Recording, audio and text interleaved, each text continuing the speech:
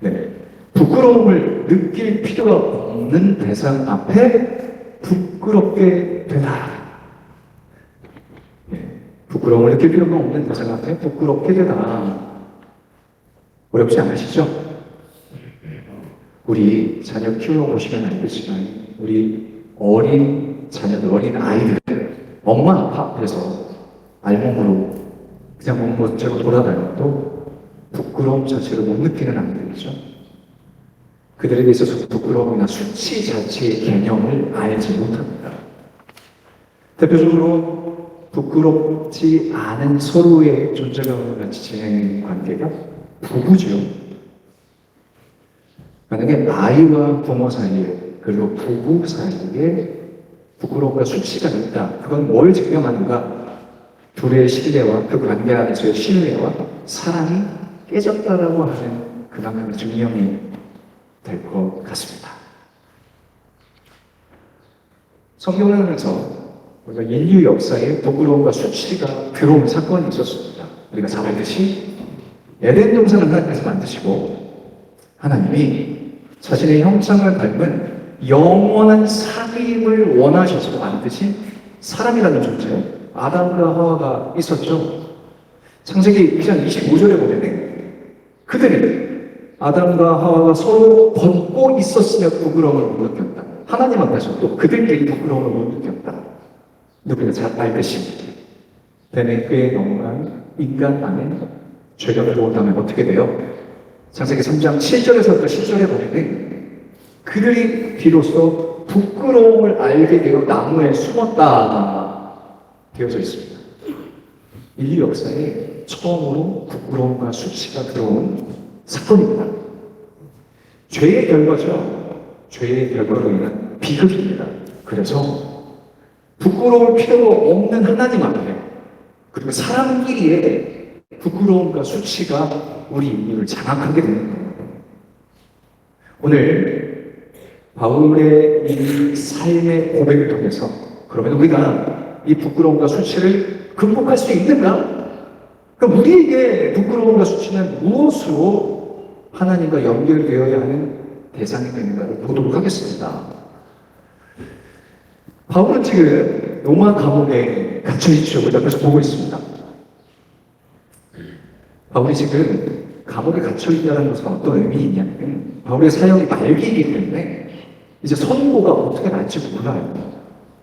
비교적 조금 편안한 가택 연금 상태라는 걸 우리가 나누고 있죠. 그럼에도 불구하고 여기서 몇 년을 더 살지 아니면 사형 선고가 내려질지 몰라요.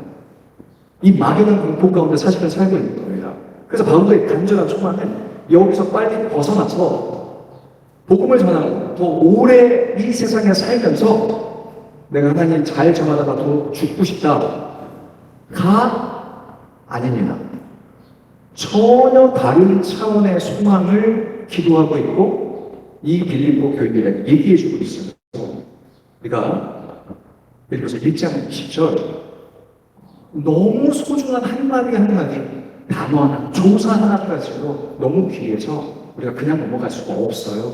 천천히 같은 속도로 중심을 다해서 한 목소리로 같이 읽겠습니다.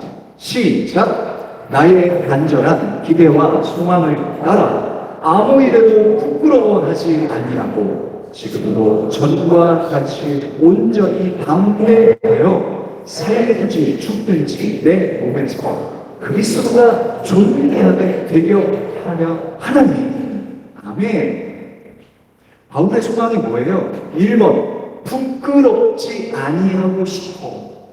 부끄럽지 않은 삶이 되고 싶습니다. 간단히 핵심만 다시 나누죠. 바울은 원래 태생적으로 부끄러운 삶을 살았던 사람입니다. 왜요? 교회를 핍박했던 사람이에요.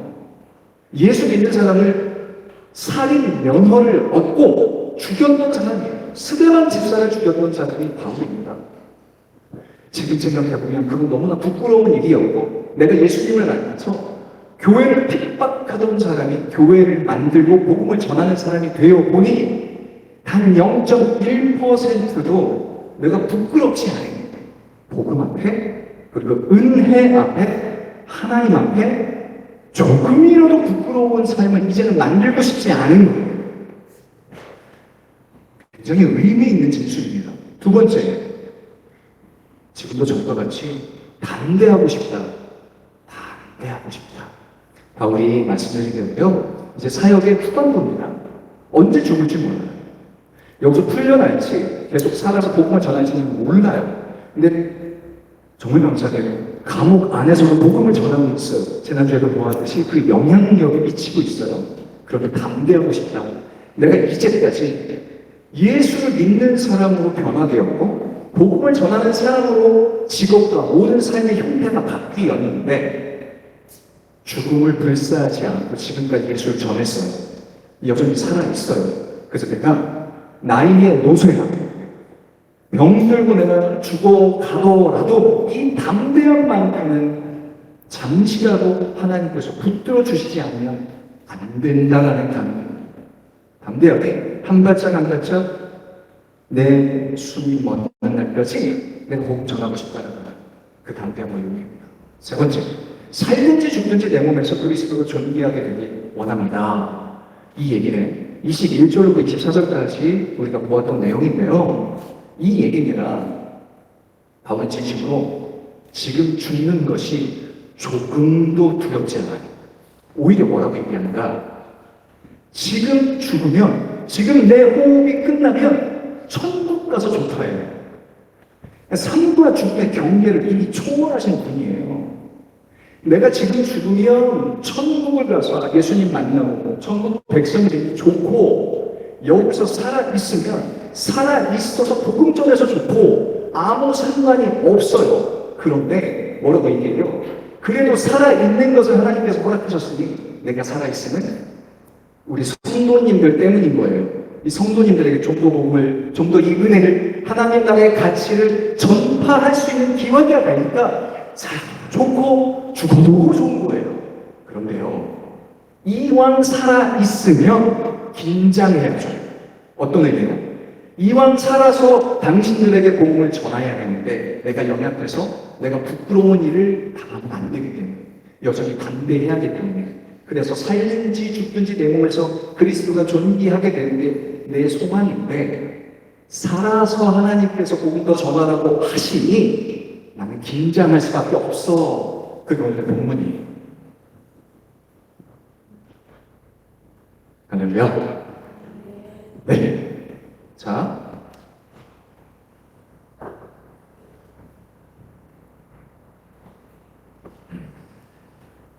제 동료 목사님한테 들은 얘기입니다.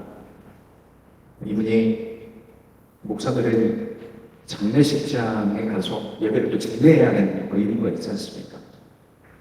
성도의 장례식장에서 예배를 진행해야 되기 때문에 그날 차가 너무 많이 막혀서 불이 나게 내려간다고 해요.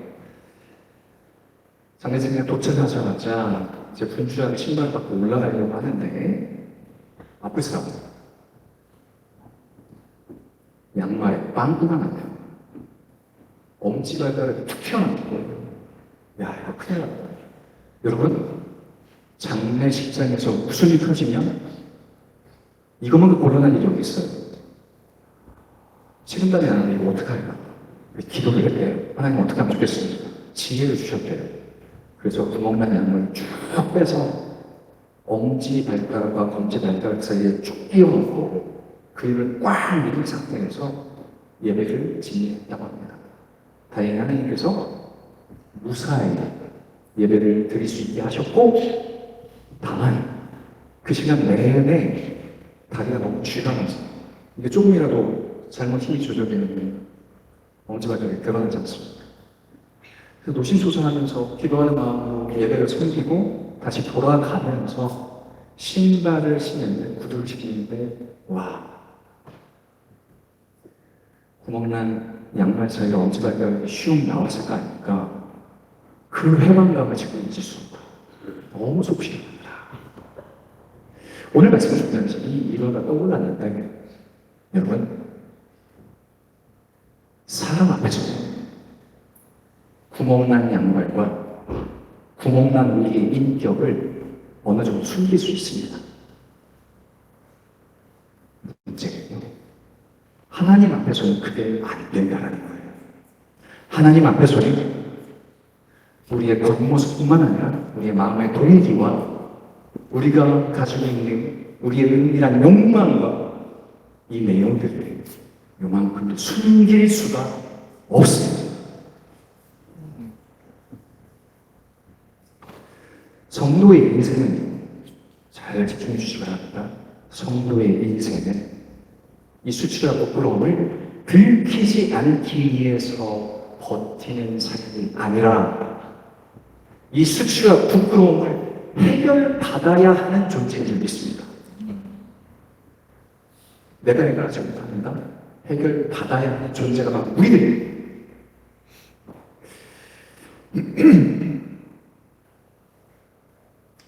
성도의 삶은요, 우리들의 구멍난 이 수치와 부끄러움을 더 이상의 이 발가락에 힘을 주지 않아도 될 자유를 누려야 되는 삶을 믿습니다. 아멘.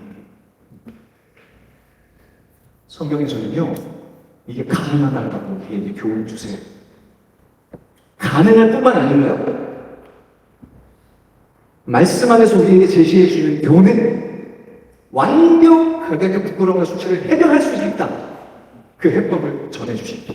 그게 바로 의의 옷을 입는 겁니다. 로마서 10장 11절을 보겠습니다. 그를 믿는 자는 부끄러움을 당하지 않느니라. 여기서 그가 누구죠? 당연히 예수님이시죠. 예수님 믿는 자는 부끄러움을 당하지 않느니라 선포하시고, 여러 구절이 있지만 특정하여 요한계시록 16장 15절을 보겠습니다. 우리 같이 읽죠. 시작. 보라, 내가 도둑같이 오리니 누구든지 깨어 자기 옷을 찢겨 벌거벗고 다니지 아니하며 자기의 부끄러움을 보이지 아니하는 자는 복이 있도다. 아멘. 우리가 예배 가운데 이 내용을 함께 나눈 적이 있습니다. 처음 듣는 분들도요, 이 내용을 압축하여 설명드리지 않는데요, 예수님께서 십자가에서 돌아가셨다는 의미는 우리의 수치와 부끄러움과 죄를 다 본인이 감당하시고 죽으셨다는 의미입니다. 인류의 모든 수치와 부끄러움을 예수님께서 감당하셨습니다. 혼자서. 근데 참 이게 은혜인 것은 정작 당신이 발가 벗겨지시고 알몸으로 돌아가시면서 우리에게 의의 옷을 입혀주셨습니다. 우리가 보통 은혜를 입었다라고 얘기합니다. 성경에서는 예수를 입었다라고 얘기해 주십니다. 예수를 입은 거예요. 그 말이 무엇인가? 내가 예수를 믿는다는 거예요. 이 복음을 받아들인다는 것은 나는 여전히 죄성이 있는 사람이에요.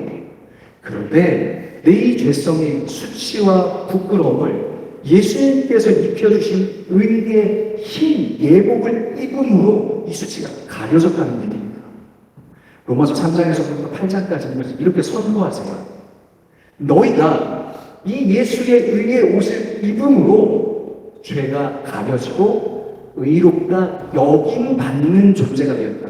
법적으로 간주한다라고 하죠. 내가 너희가 죄 없다라고 법적으로 선언해 줄게. 땅. 그래서 어떻게 돼요? 누구도 우리를 정죄할 수 없다라고 얘기합니다. 법적으로 이 옷을 입은 자는 법적으로 보호받습니다. 아니, 너 같은 사람이 어떻게 천국을 가? 어떻게 구원을 가? 얘기 못해요. 왜? 이 의의 옷을 입고 있기 때문에. 그래서 우리에게 도둑같이 오는 심판의 날이 있습니다. 그때에 깨어서 자기 옷을 지켜 벌거벗고 다니지 아니하는 자, 여전히 그 옷을 입고 있어야만 부끄럽지 않은 상태로 우리는 하늘나라 백성을 인간하는 겁니다.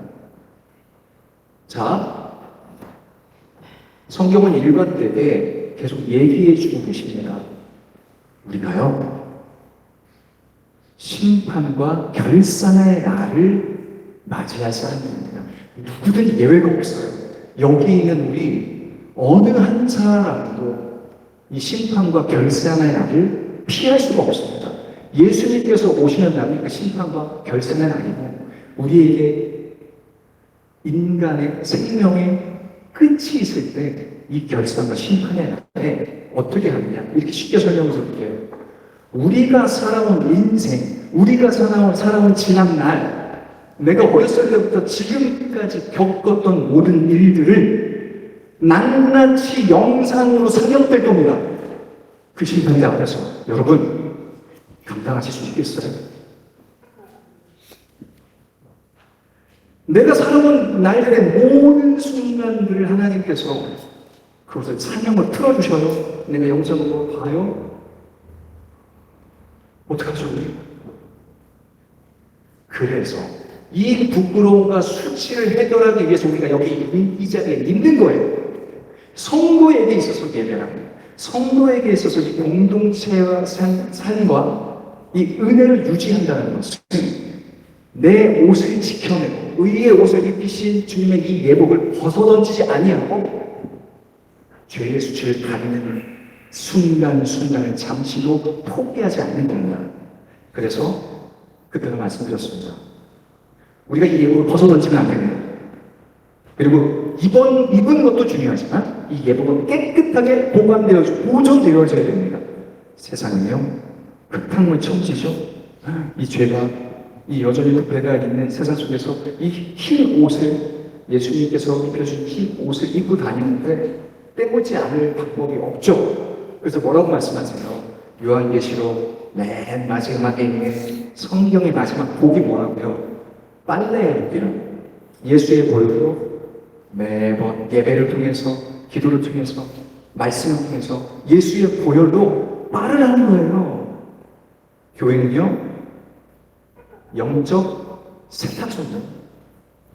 우리의 더러워진 예복을 늘 입고 다녀야 될 뿐더러 그것을 깨끗하게 보관해야 될 책임은 누구한테 있다? 우리에게 있어요. 이 수치와 부끄러움에서 우리가 벗어날 수 있는 유일한 방법은 예수님의 의의 예복을 입는 것 밖에는 없습니다. 그 이야기를 하고 있는 겁니다. 자, 우리가 읽었던 이 빌립보서 1장 20절은요, 바울의 삶 전체를 다 농축하고 압축해서 에피스를 뽑아낸 바울의 고백이기도 하고 그 삶을 대변하는 이야기인 것입니다. 나는 소망합니다. 나는 내 삶에 부끄러움과 수치가 이만큼도 있으면 안 된다. 그래야 내가 주님을 떳떳하게 만날 수 있기 때문이다. 내가 담대하게 끝까지 살아남아서 하염없이 예수 전하다가 죽고 싶다. 살든지 죽든지 나는 그 예수 전하다가 가는 것이 아무 불행이나 소망이나 이 경계 없는 내 삶의 유익이다. 바울의 삶을 한 줄로 정리하면 아마 빌립보서 1장 21절이지 않나 싶어요.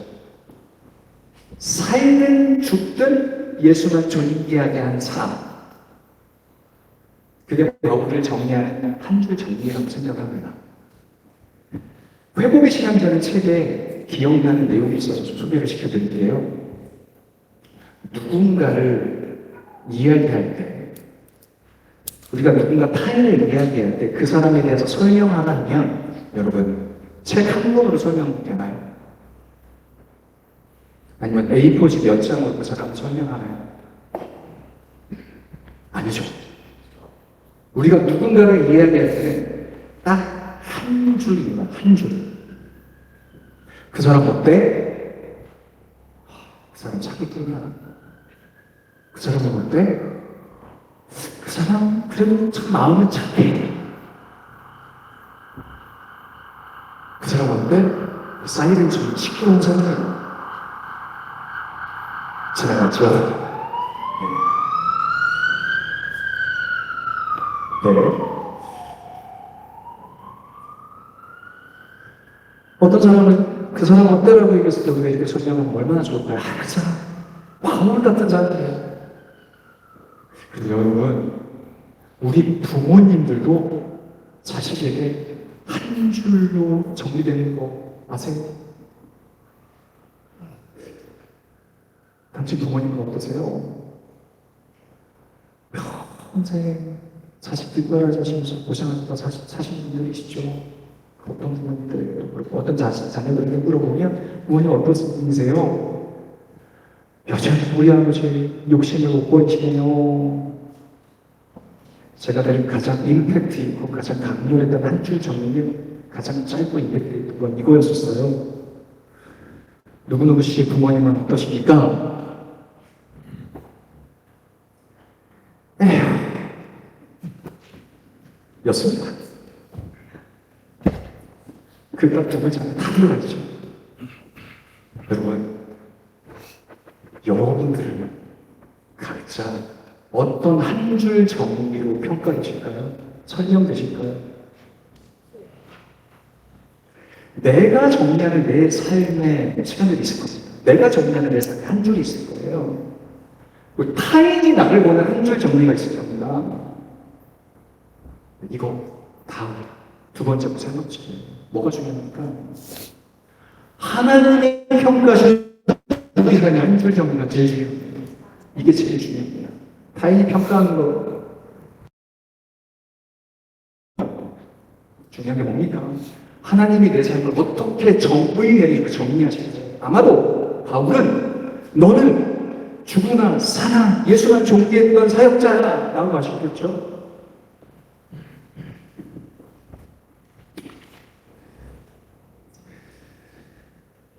우리는요, 우리 인생의 끝 지점에서 반드시 하나님께서 물으시는 질문이 있습니다. 이거 뭐 염두하시고 사셔야 됩니다. 우리 인생 가운데, 우리 인생의 끝 지점에서 반드시 물어보십니다. 뭐라고요? 잘 들어야 된다. 이 질문은 내 아들을 너를 위해 주었는데 너는 그의 피와 십자가를 어떻게 이해하고 있니? 이거 반드시 물어보십니다. 다시 한번 질문드릴게요. 대답하실 수 있어야 됩니다. 너는 내 아들을 너한테 주기까지 내 사랑을 보였는데 그 피와 십자가를 어떻게 해석하고 있니? 너희에게는 그것이 무엇이니? 두 번째, 너에게 주어진 시간을 어떻게 살았니? 우리 각자에게 주신 하나님의 시간이 있습니다. 그 시간 동안 너는 어떻게 살아왔니? 이 질문에 어떻게 대답하셔야 될지 준비하셔야 됩니다.